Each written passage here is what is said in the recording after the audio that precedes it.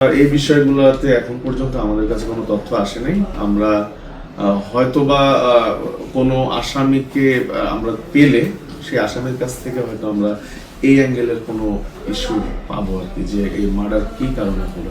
ঠিক আছে ভাই, আমরা তো দেখি যে মার্ডারের ইয়েগুলোতে দেখি আমরা ঘটনাস্থলে ক্রাইম সিন দেওয়া হয়। আমরা আজকে ক্রাইম সিন দেখলাম না, আসলে মানে কেন আসলে সেটা না, আমরা ওখান থেকে তাৎক্ষণিক 3টি গুলির খোসা জব্দ করেছি।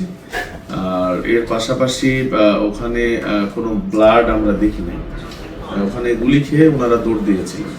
তো ক্রাইম সিন বলতে, ক্রাইম সিনটা তো একটা নির্দিষ্ট এলাকায় যেখানে ডেড বডি পড়ে থাকে কিংবা যেখানে আলামত পড়ে থাকে, সেই জায়গাটা কর্ডন করে ক্রাইম সিন করা হয়। কিন্তু গতকালকে যেটি ঘটনা, ওনারা গুলি খাওয়া মাত্রই ওনারা দৌড় দিয়েছেন, ভিকটিম দৌড় দিয়ে প্রায় 100 মিটার দূরে গিয়ে একটি দোকানের সামনে গিয়ে পড়ে গিয়েছেন।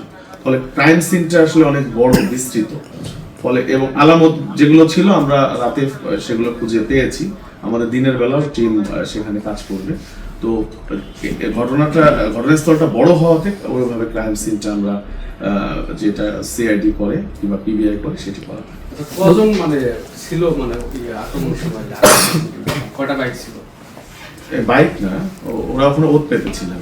তো প্রাথমিকভাবে আমরা 2 জনকে সন্দেহ করছি যে তারা ওত পেতে ওখানে ছিলেন। জায়গাটা অনেক অন্ধকার ছিল, আপনারা দেখেছেন, একটা গলিও ছিল ছোট।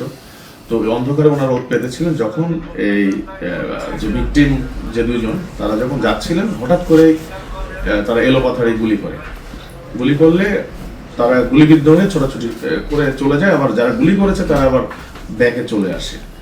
মুসাদ্দিরের গায়ে কয়টা গুলি লাগছিল আর মাসুদের গায়ে? আমরা যতটুকু জেনেছি 2টা গুলি, একটা কনুইতে একটা পেটে।